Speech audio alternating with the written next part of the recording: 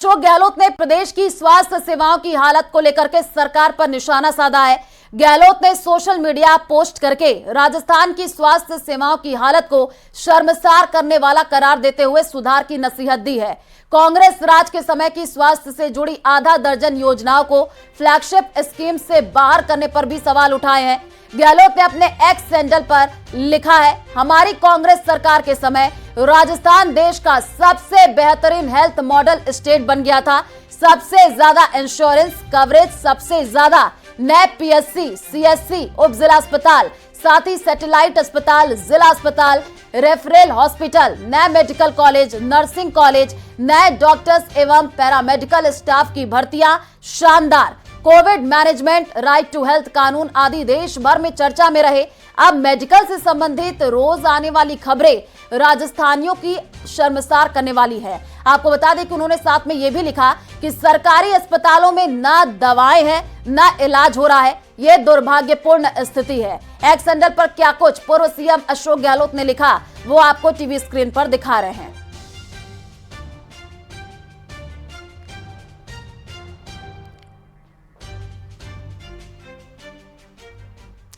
गहलोत के पोस्ट पर बीजेपी का पलटवार आया है। बीजेपी ने गहलोत को आरोपों को गुमराह करने की कोशिश बताया है।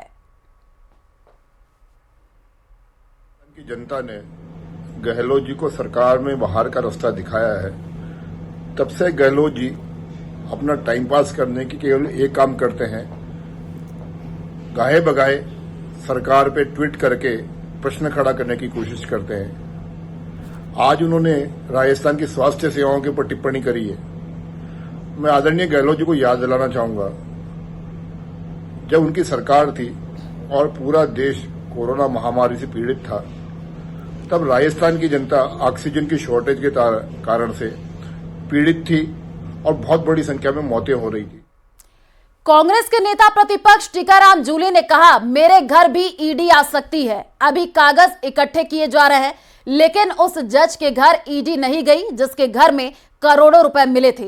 यही नहीं, कांग्रेस छोड़कर बीजेपी में शामिल होने के बाद ईडी की जांच ही बंद हो जाती है। ये कैसी ईडी की कार्रवाई है? उन्होंने कहा, टीकाराम जूली डरता नहीं है, ईमानदारी से सेवा की है। मुझे भी पता है, मेरे भी कागज एकत्रित करने में लगे हैं।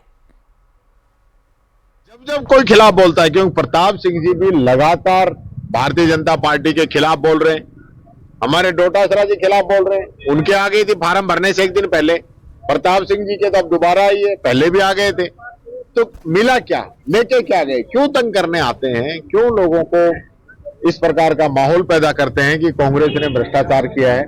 आज तक एक भी बीजेपी के नेता के यहाँ पे ईडी नहीं गई। सुप्रीम कोर्ट के जज के पास 15 करोड़ रुपए निकले हैं, क्या ईडी वहां पे गई? उस पर आज तक कोई कार्रवाई हुई?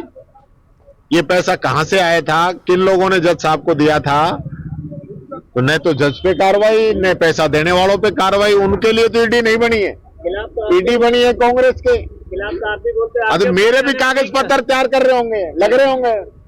तो टीकाराम जूली को डरता थोड़ी है, ईमानदारी से सेवा की है। मेरे को भी पता है, मेरे भी कागज वागज इकट्ठे करने में लग रहे हैं। खूब इकट्ठा कर लो, क्योंकि सांच को आंच नहीं है। सत्य को आप परेशान कर सकते हो, पराजित नहीं कर सकते। ये बात मैं कहना चाहूंगा। और अब खबर ब्यावर से है, जहां विजयनगर ब्लैकमेल कांड में नई जानकारी सामने आई है। ब्लैकमेल कांड को लेकर पेश चार्जशीट कर दी गई है और पुलिस ने इस मामले में 895 पन्नों की चार्जशीट पेश कर दी है। चार्जशीट में खुलासा हुआ है कि अश्लीलता की हदें पार की गई। ये बात सामने आई है कि अश्लील बातें कर दोस्तों से भी बात कराते थे। तो विजयनगर ब्लैकमेल कांड में बड़ी अपडेट निकल करके सामने आई है। आपको बता दें कि ब्लैकमेल कांड को लेकर के चार्जशीट पेश की गई है। अजमेर पॉक्सो कोर्ट 1 में यह चार्जशीट पेश की गई है। आपको बता दें कि पुलिस ने 895 पेज की चार्जशीट पेश की है और चार्जशीट में यह खुलासा हुआ है कि अश्लीलता की जो हदें हैं वो पार की गई हैं। अश्लील बातें कर दोस्तों से भी बात कराते थे। विजयनगर ब्लैकमेल कांड से जुड़ी हुई ये जानकारी आपको दे रहे हैं, ग्राफिक्स के जरिए समझाने की कोशिश कर रहे हैं। जावेद पर बच्चियों को कॉल पर पीछा करने का आरोप, क्या कुछ ये पूरा मामला रहा वो आपको बता रहे हैं। करीम पर नाबालिग छात्राओं की रेकी करने का आरोप है। और इस पूरे मामले में अब बड़ी जानकारी निकल करके सामने आ रही है, बड़ी अपडेट है। ब्लैकमेल कांड को लेकर के जो चार्जशीट पेश की गई है उसमें साफ तौर पर ये बात निकल करके सामने आई है कि अश्लील बातें करके दोस्तों से भी बात करा देते थे और अश्लीलता की जो सारी हदें हैं वो पार की गई हैं।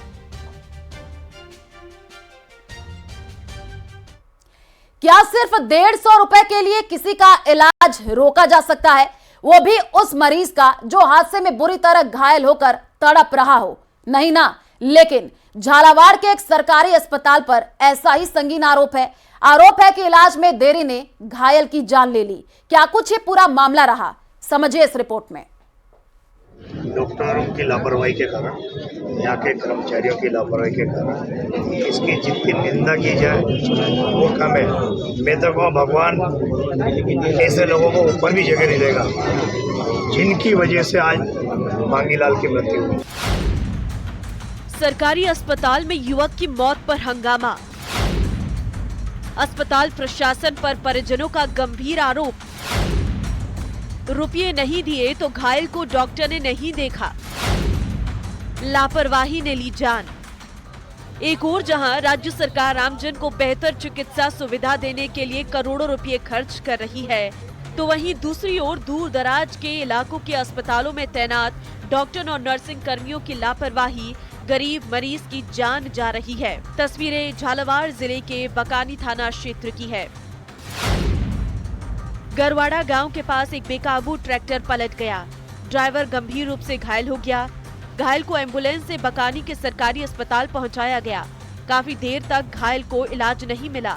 परिजनों ने डॉक्टर से संपर्क किया। आरोप है कि डॉक्टर मंडल ने इलाज के लिए 150 रुपये की मांग की। आरोप है कि मरीज के परिजनों ने 150 रुपये की व्यवस्था की, डॉक्टर को पैसे दिए, उपचार शुरू हुआ, लेकिन कुछ देर बाद ही ट्रैक्टर ड्राइवर मांगीलाल की मौत हो गई। सबसे परेशान करने वाली बात यह है कि अस्पताल में तैनात डॉक्टर और नर्सिंग कर्मियों ने अपनी लापरवाही छिपाने के लिए मांगीलाल की मौत के बाद उसका जिला अस्पताल का रेफर टिकट भी बना दिया। बुधवार रात हुई इस घटना ने जानकारी गुरुवार सुबह ग्रामीणों को मिली, जिस पर उनका गुस्सा फूट पड़ा। ग्रामीणों ने कांग्रेस नेताओं के साथ बकानी के सरकारी अस्पताल परिसर में धरना दे दिया। मामले की इत्तला मिलने पर इलाके के विधायक सुरेश गुर्जर बकानी पहुंचे और अस्पताल परिसर में ग्रामीणों के साथ धरने पर बैठ गए। उन्होंने लापरवाही बरतने वाले डॉक्टर्स और नर्सिंग कर्मियों के खिलाफ कार्रवाई की मांग की है। हम सबकी मांग पर, इन लोगों की मांग पर माननीय एसडीएम साहब ने स्पष्ट किया कि जिनने गलती करी है उनके खिलाफ कार्रवाई भी होगी, सस्पेंड भी होगी, टर्मिनेट भी करना पड़ा तो कलेक्टर साहब ने बोला कि टर्मिनेट भी करें।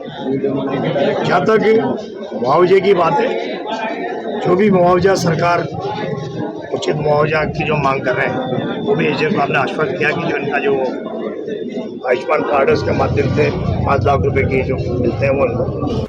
मामला तूल पकड़ता देख झालावाड़ के एसडीएम अभिषेक चारण भी बकानी अस्पताल पहुंचे और ग्रामीणों से समझाइश की।